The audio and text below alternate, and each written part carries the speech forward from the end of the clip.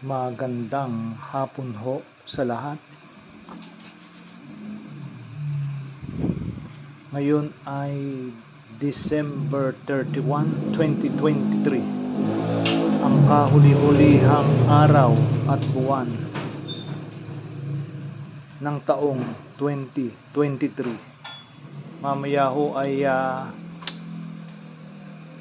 New Year's Eve na, New Year's countdown. Ilang oras na lang ho ang iniintay at magpapalit na ng taon. Sa aking mga subscriber dito sa YouTube na nananatiling nakaantabay sa aking mga videos na gagawin, maraming salamat sa inyong lahat at manigong bagong taon din sa inyo at sa inyong pamilya. Anyway, umpisahan na natin ang ating pag-i-introduce ng mga blades review ngayong papatapos na taon o buwan, araw ng 2023. Uumpisahan natin to sa mga utensil blade na sa maniwala man kayo o hindi ay pwede rin gamitin sa self-defense if needed be. So hindi ko na patatagalin and let's start with the review countdown for this year 2023.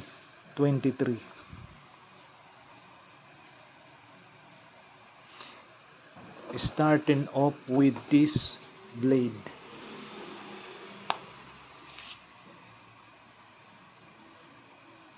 As you can see, makapal din ang spine yan. This blade is sort of like a camping hunting knife na magagamit mo kung ikaw ay aakyat ng bundok at magka-camping, or kung may pupuntahan ka man na mga handaan at ikay na imbitahang magluto, pwede mong dalhin ang blade na to. Ang kagandahan sa blade na to ay meron siyang ring sa may puwitan ng handle na pwede mo siyang isabit or pwede mong ilagay yung iyong pinky habang nagagayat ng ganyan, or pag ganyan.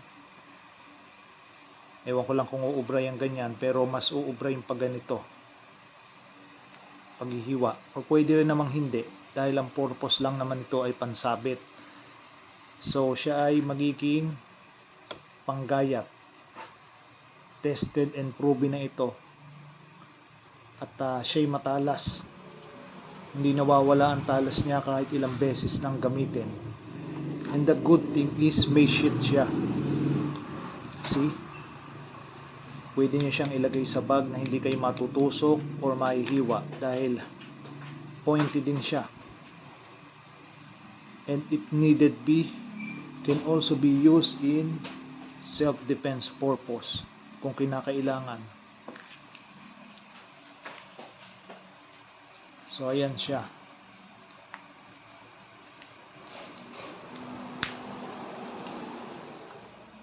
Isa sa mga gamit kong utensil cooking knife dito sa bahay.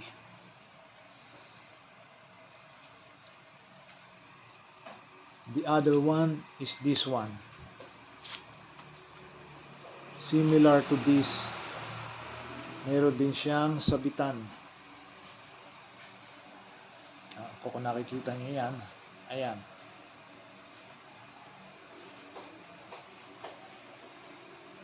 Mas makapal nga lang ang spine nito kaysa sa dito sa isa. At para siyang pan knife, matulis. Matalas din siya. Ito yung nagamit na rin panggayat ng mga veggies. Maganda rin siyang knife. Actually, para siyang hunting knife eh. Mini hunting knife.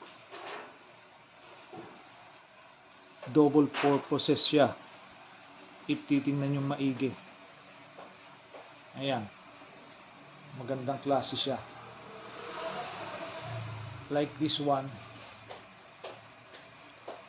pwede nyo rin gawin to or dalhin pag kayo nagka-camping or sa mga handaan if naimbitahan kayo magluto, or kung kayo'y merong mini resto or turo-turo, panggayat ng gulay, karne, etc. All around purposes. Ang kagandahan dito ay pointed ito, parang pan knife. Short lang nga siya. And it also comes with a sheath. Pwede nyong itago. At may belt carrier pa siya. Makikerry ninyo.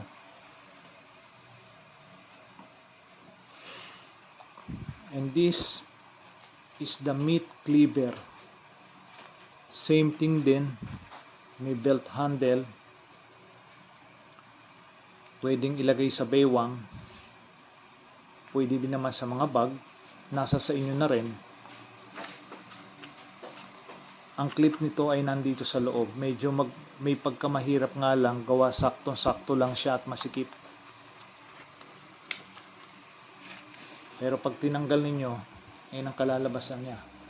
Seminally pan knife na matulis. Matalas din ito. Di nga lang katabaan yung spine niya, unlike this one and this. Medyo nabebend. Pero magandang klase rin siya. Panggayat ng mga prutas at mga vegetable and mga lomo ng karne ng baboy, ng baka, ng kambing, ng manok, etc. etc. Cleaver siya kung hindi ako nagkakamali. Ang hindi ko lang alam ay itong stainless na ito na panel niya. Panel nga ba? Hindi ko alam kung ito'y plastic o stainless na manipis. At itong handle. Pero sa tingin ko parang plastic siya na makapal. Easily can be broken.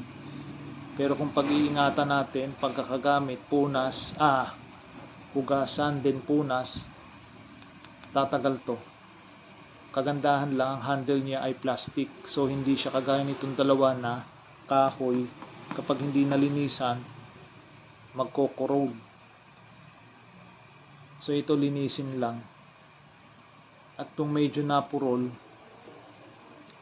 ihasa ninyo. Nasa pag-iingat din lang naman yan eh. So ayun.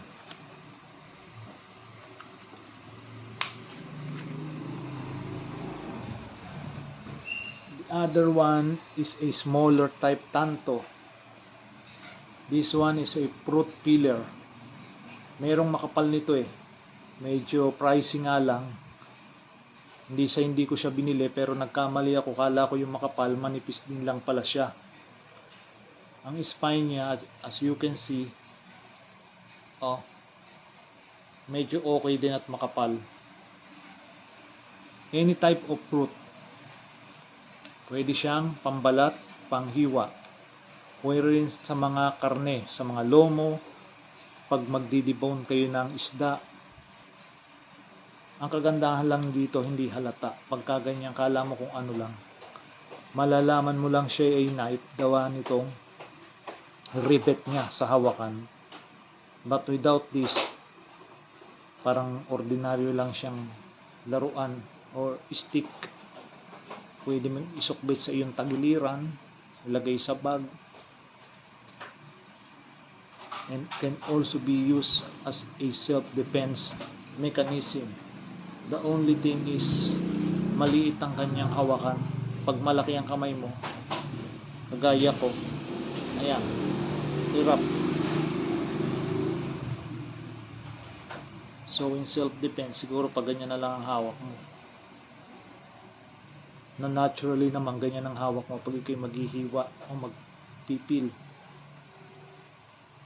Plastic din siya, hindi siya kahoy. Maganda ring klase. And also,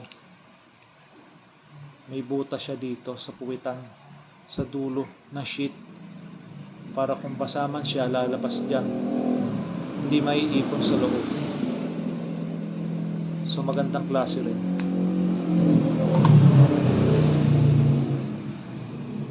The next one is a keychain peeler, fruit peeler, letter opener,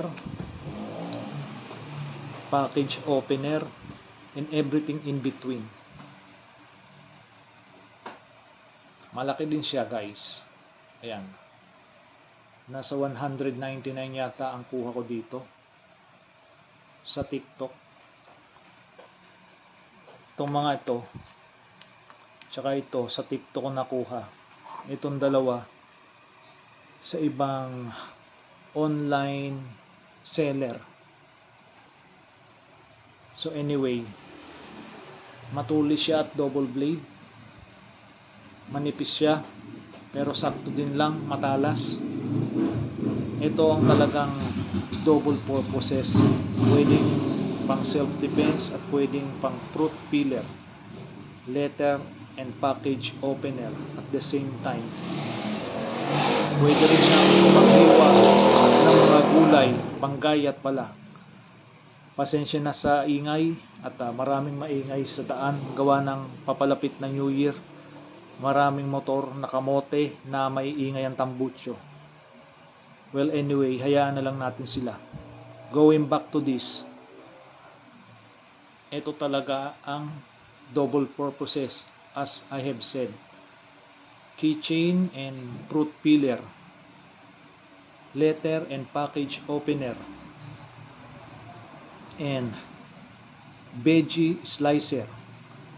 Pwede rin naman siguro sa mga gulay-gulay, sa mga karne-karne, wag lang mataba kasi baka mabali yung tulis niya. Manipis lang siya kasi, guys. Ayan. So ito pwedeng nasa bewang mo, kasama ng mga susi, or sa shoulder or belt bag or backpack. Pwede siyang isukbit kasi ayan meron siyang ganyan, and concealable ito.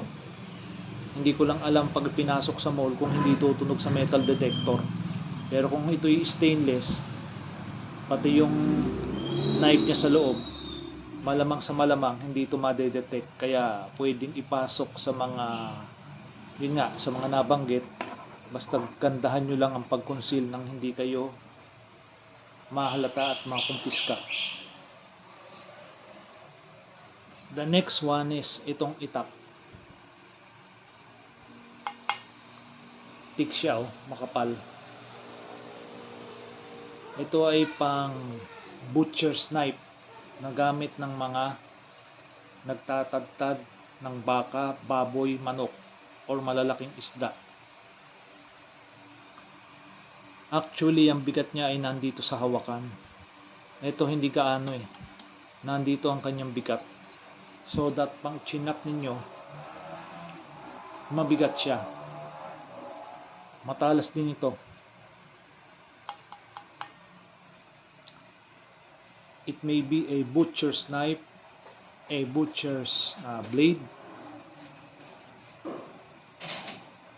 Under dire circumstances, pag kinailangan, pwede mo rin siyang magamit na pan self-defense.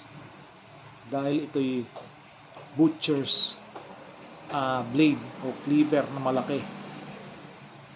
At ito ay napakalital. Gawa kahit buto ng tao, kaya nitong putulin dahil mabigat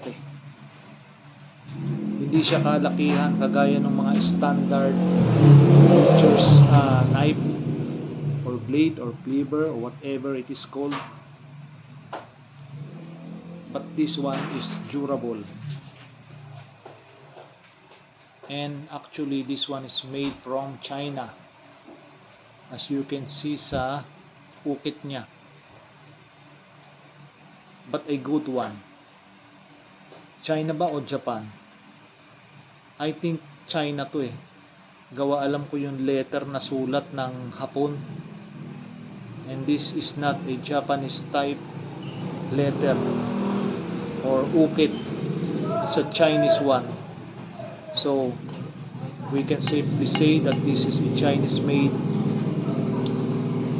butcher blade or knife or cleaver, whatever you wanna call it. Maganda siya, makapal. And it comes with a sheath also. Ayan. Nahihirapan lang akong isabit. Masyadong stiff.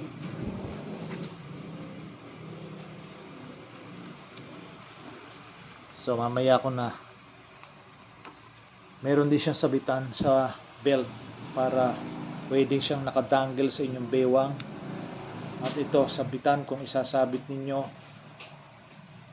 sa may harapan ng lababo. Least but not the least is this. I'm sure alam niyo na ito at nakikita niyo na to sa mga horror, terror or thriller movie kung saan ang bida ay si Michael Myers of Halloween. Ang tawag dito ay utensil knife, commonly called or known as a pan knife. 8 inches siya, stainless, matalas din at nagamit na. It is made by Flower Pony. Ayan ho. I think it is China made too. Utensil. Also purchased from TikTok shop. Tsaka ito. Ang hindi lang ho dyan ay ere. Tsaka ito. The rest is sa TikTok. Kasi mas madaling dumating sa TikTok ang mga in-order mo. Pinakamatagal lang ng 4 days. Pinakamaikli ng 1 to 3 days. Medyo nagtagal lang ho ngayon kasi holiday. Inabot ng 1 linggo. Make no mistake about it because ang utensil knife na ito ay pwede nyo rin gamitin pan self-defense. At kita nyo naman mahaba. Anyone will be intimidated upon seeing this. And once you see an individual carrying this kind of knife na naguhurmentado, ay huwag na kayong hahara-hara at umiwas na kayo. Dahil pag nadali kayo ng ganitong klaseng knife, may kalalagyan kayo. So payo lang, huwag magpakabayani if you see one na may hawak ng ganito at nagwawala. Kahit panoorin nyo pa sa balita, commonly used ito ng mga kawatan o mga kriminal o yung mga taong lasing na naguhurmentado, even drug addicts use this or magnanakaw.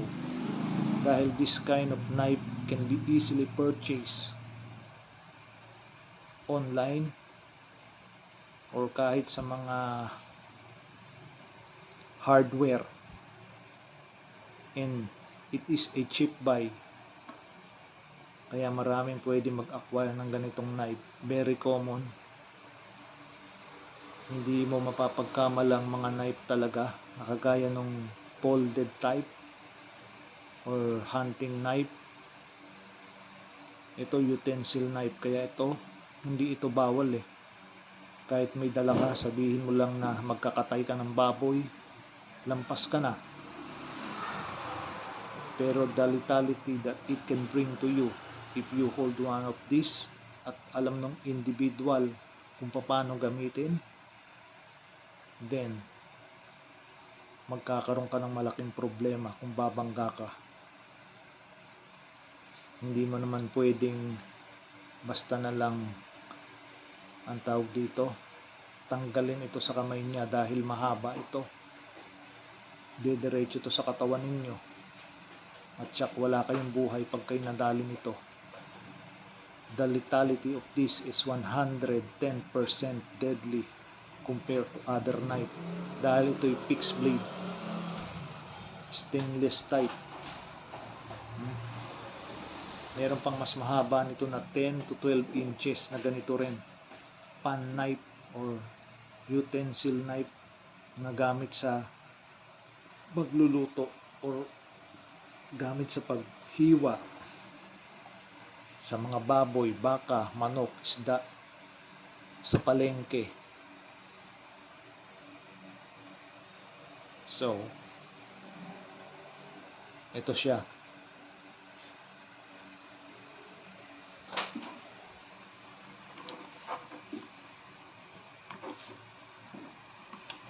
I'm going to be putting a video on how to deploy mga this type of knife in my next video, probably next year na. For now, pinakita ko lang sa inyo yung mga utility knife. Nakala ng iba ay utility lang, pero magagamit din sa self-defense if needed be. As I always say, itong video kong to ay about information lang, ideas, para may alam kayo, and this is not to promote violence or sorts. This is for information type discussion only, so that napapamilyar kayo sa mga klase ng knife if maka-encounter man kayo sa hindi inaasahang pagkakataon, ay alam nyo na kung ano-ano ang klase at kung ano ang ginamit. So, mumunting paglalahad lang ho itong aking pinakita. And year ender din naman ho ngayon. So, ayan.